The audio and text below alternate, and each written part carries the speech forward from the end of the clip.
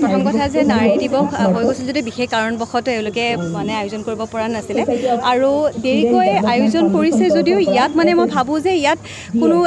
বিশেষ বেয়া পাবলগীয়া বা বেয়া কৰিবলগীয়া নাই কাৰণ তেওঁলোকৰ উদ্দেশ্য হৈছিলে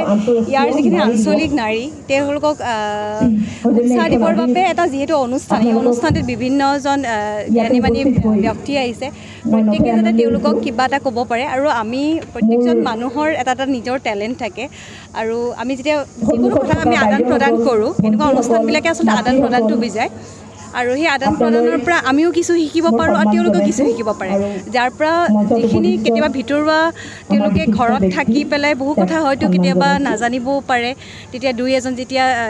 জ্ঞানী ব্যক্তিসকলে কিবা কিবি কয় তেওঁলোকে তাৰ পৰা বহুতখিনি শিকিব পাৰে আৰু নিজৰ পৰিয়ালটোক চম্ভালি ল'ব পাৰে যিহেতু তেওঁলোকৰ গোটেই ঘৰখনৰ দায়িত্ব এগৰাকী নাৰীৰ ওপৰত থাকে আৰু ময়ো আজি ইয়ালৈ আহি পেলাই যথেষ্টখিনি মানে ভাল পালোঁ খুব ভাল লাগিলে খুব ধুনীয়াকৈ অৰ্গেনাইজ কৰিছে উদ্যোক্তাসকলে লগতে বহুখিনি শিকিব পাৰিলোঁ আৰু ইয়াৰ যিখিনি তেওঁলোকে কালচাৰ যিখিনি সেই কালচাৰখিনি ইমান ধুনীয়াকৈ এষ্টাব্লিছ কৰিছে আৰম্ভণি সমবেত সংগীতৰ পৰা তাৰপৰা নৃত্য এটা চালোঁৱেই মাত্ৰ আৰু বিশেষ কাৰণবশতঃ মই ওলাই যাবলগীয়া হ'ল কিন্তু যিখিনি অহাৰ পৰা পালোঁ বহুতখিনি ইয়াৰ পৰা লৈ গৈ আছোঁ যে আজি আপোনালোকে আয়োজন কৰিছে হয় আজি আমি আন্তঃৰাষ্ট্ৰীয় মহিলা দিৱস পালন কৰিবলৈ গৈ আছোঁ একচুৱেলি আন্তঃৰাষ্ট্ৰীয় মহিলা দিৱস যিটো আছে সেইটো 8 তাৰিখে পালন কৰিব লাগে কিন্তু যেহেতু আমাৰ সন্মুখত HLC আৰু HS পৰীক্ষা এক্সামিনেশ্যন চলি আছিল সেইকাৰণে আমি সেই দিনটো পিছুৱাই আজিৰ এই দিনটোত আমি আন্তঃৰাষ্ট্ৰীয় মহিলা দিৱস পালন কৰিবলৈ গৈ আছোঁ ইয়াৰ একচুৱেলি মুখ্য উদ্দেশ্য প্ৰধান উদ্দেশ্য এইটোৱে হৈছে যে আমাৰ এই অঞ্চলৰ বা আমাৰ মহিলাসকলৰ বৰ্তমান যি সামাজিক অৰ্থনৈতিক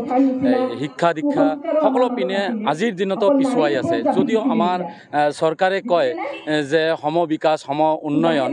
সম অধিকাৰৰ কথা কৈ আহিছে কিন্তু আচলতে আমি দেখিবলৈ পাইছোঁ আমাৰ এইবোৰ অঞ্চল যিবোৰ অঞ্চল আছে এইবোৰ অঞ্চলত নাৰী আমাৰ আই মাতৃসকল এতিয়ালৈকে বহুত পিছুৱাই আছে যেনেকৈ শিক্ষা দীক্ষাৰ পিনে পিছুৱাই আছে যেনেকুৱা ফাইনেন্সিয়েলি বহুত উইক হৈ আছে আজি খেতিত কাম কৰিব যাব লগা হৈছে আজি মানে যি সময়ত আজিৰ দিনত চৰকাৰে কৈ আছে যে বেটি বাচাও বেটি পঢ়াও কিন্তু আজিৰ দিনত আমি যি দেখিবলৈ পাইছোঁ এতিয়াও আজিৰ দিনত আমাৰ এই নাৰীসকল বা আমাৰ আই মাতৃসকল মানে নিৰাপদ নহয় তো যিবিলাকৰ উদ্দেশ্যত আমি এই প্ৰগ্ৰামটো আজি কৰি